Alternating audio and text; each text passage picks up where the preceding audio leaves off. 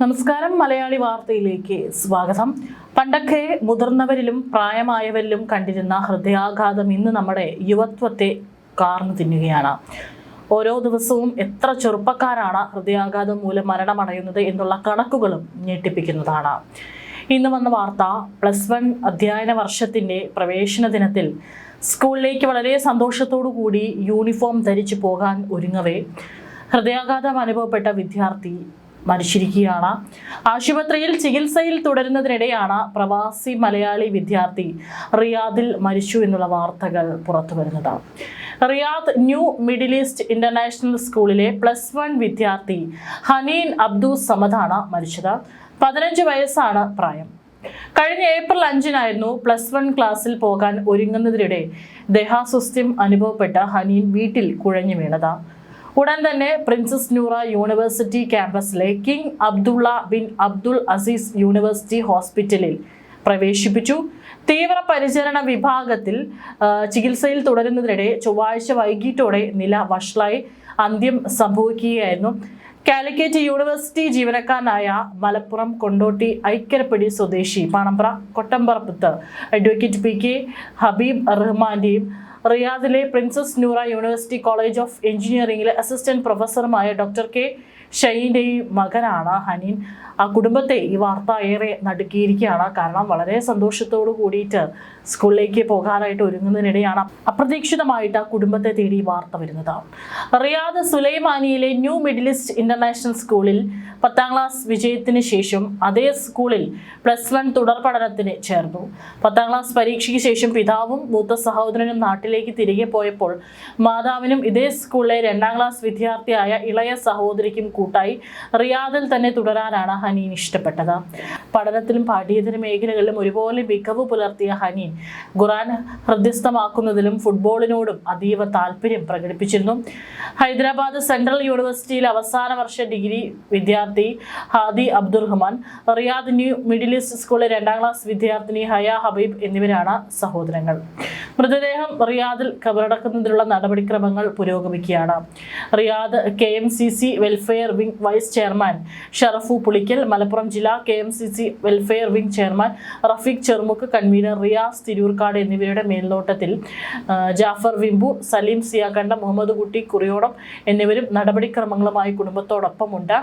ഏതായാലും വളരെ നടുക്കുന്ന ഒരു വാർത്തയാണ്. കാരണം എപ്പോഴും ആരോഗ്യവാനായിട്ട് എപ്പോഴും എല്ലാ മേഖലകളിലും വളരെ ആക്റ്റീവായിട്ട് ഉണ്ടായിരുന്ന ഒരു കുട്ടിയാണ് ആ കുടുംബത്തിന് നഷ്ടമായിരിക്കുന്നത്. അതോടൊപ്പം തന്നെ ഇത്രയും ചെറുപ്പത്തിൽ ഹൃദയാഘാതം വരുന്നതിൽ ആശങ്കയും വർദ്ധിക്കുകയാണ്. കേരളത്തിലും ഇതേ ദിവസം ഒരു 15 വയസ്സുള്ള കുട്ടി കൂടി മരിച്ചിട്ടുണ്ട്.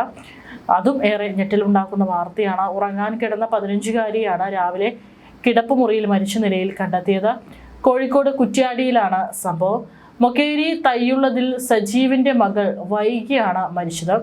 വൈകിക്ക് ഹൃദയ സംബന്ധമായ അസുഖം ഉണ്ടായിരുന്നതായാണ് ലഭിക്കുന്ന വിവരം.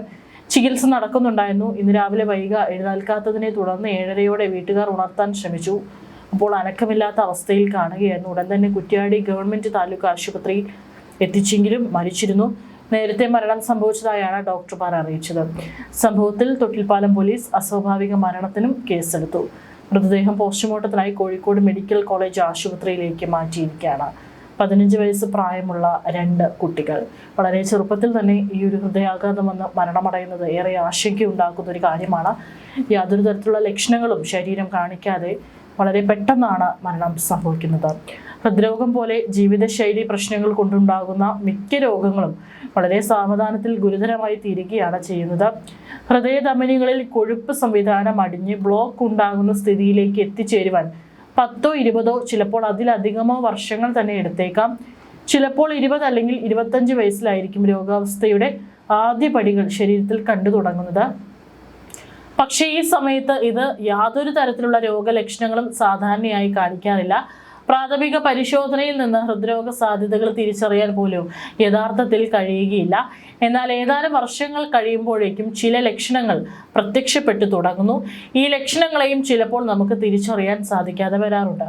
വളരെ ക്ലാസിക്കലായ ഹൃദ്രോഗ ലക്ഷണങ്ങൾ ആരംഭിക്കുമ്പോൾ മാത്രമാണ് അതൊരു ഹൃദ്രോഗ സൂചനയായി പലപ്പോഴും നാം തിരിച്ചറിയുന്നത്. നടക്കുമ്പോൾ ശക്തമായ കിതപ്പ്, ജോലി ചെയ്യുമ്പോൾ ഭാരമെടുക്കുമ്പോഴോ അനുഭവപ്പെടുന്ന നെഞ്ചുവേദന എന്നിവ സാധാരണയായി ഹൃദ്രോഗത്തിന്റെ പ്രാരംഭ ലക്ഷണങ്ങളായി കരുതപ്പെടുന്നു. എന്നാൽ ഇതിനു മുമ്പേ ഹൃദ്രോഗ സാധ്യത സംശയിക്കേണ്ട ചില സൂചനകൾ തിരിച്ചറിയപ്പെടേണ്ടതുണ്ട്. അമിതമായ ക്ഷീണം, ജോലി ചെയ്യുമ്പോഴോ ഭാരമെടുക്കുമ്പോഴോ ഇടത് കൈയിൽ ഉണ്ടാകുന്ന കടച്ചിൽ, അമിതമായ വിയർപ്പ്, കഴുത്ത് പിടിച്ചു മുറുക്കുന്നത് പോലെയുള്ള വേദന, അധ്വാനം ചെയ്യുമ്പോൾ ഉണ്ടാകുന്ന കണ്ണിൽ ഇരുട്ടടയ്ക്കൽ അല്ലെങ്കിൽ ബോധക്കേട് എന്നിവ ഹൃദ്രോഗത്തിന് വിദൂര സൂചനകളായി മനസ്സിലാക്കേണ്ടതുണ്ട്. ഭാരപ്പെട്ട ജോലികൾ ചെയ്യുമ്പോൾ നെഞ്ചിൽ പതിവായ അസ്വസ്ഥത ഉണ്ടാക്കുകയും വിശ്രമിക്കുമ്പോൾ വേദനയ്ക്ക് ആശ്വാസം ലഭിക്കുകയും ചെയ്യുന്നവർ തീർച്ചയായും വൈദ്യോപദേശം തേടേണ്ടതാണ്. നെഞ്ചെരിച്ചിൽ പ്രശ്നങ്ങളായോ ഗ്യാസിന്റെ ബുദ്ധിമുട്ടായോ അവയെ അവഗണിക്കരുത്. വ്യായാമം ആരംഭിക്കും മുമ്പ് ശ്രദ്ധിക്കേണ്ട ചില കാര്യങ്ങൾ കൂടിയുണ്ട്. ഹൃദയത്തിൻ്റെയും മസ്തിഷ്കത്തിൻ്റെയും ഒക്കെ ചില പ്രശ്നങ്ങൾ ലക്ഷണങ്ങളൊന്നും കാണിക്കാതെ തന്നെ നമുക്കുണ്ടായേക്കാം. ഡോക്ടറുടെ വിദഗ്ധ പരിശീലകരുടെ നിർദ്ദേശത്തോടെ ആവാം വ്യായാമങ്ങൾ. എല്ലാവരുടെയും ശരീരം ഒരുപോലെയല്ല. ഒന്നും ചെയ്യാതിരുന്ന് പെട്ടെന്നൊരു ദിവസം കഠിന വ്യായാമത്തിലേക്ക് കടക്കുന്നതും അനാരോഗ്യം ഉണ്ടാക്കിയേക്കാം. മാനസികമായുള്ള തയ്യാറെടുപ്പും ഇതിന് പ്രധാനമാണ്. ഏതുതരം വ്യായാമമാണെങ്കിലും പതിയെ ചെയ്യാൻ തുടങ്ങാം. നടത്തം, ഓട്ടം, നീന്തൽ, വിവിധ തരം കളികൾ, ജിമ്മിലെ വ്യായാമങ്ങൾ തുടങ്ങിയവയെല്ലാം ഘട്ടമായി ചെയ്യാം. മാംസപേശികളെയും സന്ധികളെയും ചെറിയ വ്യായാമത്തിലൂടെ ശക്തിപ്പെടുത്തിക്കൊണ്ടുവരികയാണ് ആദ്യം വേണ്ടത്. ജിമ്മിലാണെങ്കിൽ ശരീരത്തെ ചെറിയ വ്യായാമങ്ങളിലൂടെ ഒരുക്കിയെടുത്ത ശേഷമേ സൈക്കിൾ, ട്രെഡ്മിൽ തുടങ്ങിയവയിലേക്ക് കടക്കാവൂ. രക്തസമ്മർദ്ദം, ഹൃദയ സംബന്ധമായ പ്രശ്നങ്ങൾ തുടങ്ങിയവ ചിലർക്കുണ്ടാകാം. സ്ത്രീകളിലാണെങ്കിൽ കൂടുതലായി ഫൈബ്രോയിഡ്, PCOD, തൈറോയിഡ് പ്രശ്നമൊക്കെ ഉണ്ട്. ഡോക്ടറോടോ ട്രെയിനറോടോ ഫിസിയോതെറാപ്പിസ്റ്റിനോടോ സംസാരിച്ച ശേഷം അനുയോജ്യമായ വ്യായാമത്തിലേക്ക് കടക്കാം. വ്യായാമത്തിന് മുമ്പ് വാമപ്പ് നിർബന്ധമാണ്. കൈകാലുകൾക്ക് സ്ട്രെച്ചിങ് നൽകണം. 5 മിനിറ്റ് വാമപ്പ് ചെയ്ത ശേഷം വ്യായാമത്തിലേക്ക് കടക്കാം. വർക്കൗട്ടിന് മുമ്പ് പ്രീ വർക്കൗട്ട് മീൽസ് കഴിക്കാം. മധുരമില്ലാത്ത പഴമോ ജ്യൂസോ മതിയാകും. ആദ്യഘട്ടത്തിൽ ശരീരത്തെ വഴക്കമുള്ളതാക്കുന്ന വ്യായാമങ്ങളാണ് ചെയ്യേണ്ടത്. തുടർന്ന് ശരീരഭാരം കുറയ്ക്കുന്ന തീവ്രതയേറിയ വ്യായാമങ്ങൾ ചെയ്തു തുടങ്ങാം. അമിതഭാരമുള്ളവർ ഒരു പേഴ്സണൽ ട്രെയിനറുടെ കീഴിൽ പരിശീലനം ചെയ്യുന്നതാണ് നല്ലത്. വർക്കൗട്ട്, ഭക്ഷണം എന്നിവയെക്കുറിച്ച് കൃത്യമായ നിർദ്ദേശം ലഭിക്കാൻ അത് നല്ലതാണ്. വ്യായാമത്തിനിടെ ക്ഷീണം തോന്നിയാൽ വിശ്രമിക്കുകയും ദാഹിക്കുമ്പോൾ ആവശ്യത്തിന് വെള്ളം കുടിക്കുകയും വേണം. ഏതായാലും വളരെ ഗുരുതരമായിട്ടുള്ള ഒരു അസുഖമാണ് ഹൃദയാഘാതം. അത് വരുന്നത് ഇന്ന് ചെറുപ്പക്കാരിലും അധികമാണ്. അതുകൊണ്ട് തന്നെ ഏതെങ്കിലും തരത്തിലുള്ള ദുശ്ശീലങ്ങൾ ഉണ്ടെങ്കിൽ അത് ഒഴിവാക്കുകയും പെട്ടെന്ന് ഒരു വ്യായാമം ചെയ്തു തുടങ്ങുമ്പോൾ ഉണ്ടാകുന്ന ബുദ്ധിമുട്ടുകൾ ഒഴിവാക്കാനുള്ള കാര്യങ്ങളും കൃത്യമായി തന്നെ പാലിക്കേണ്ടതാണ്.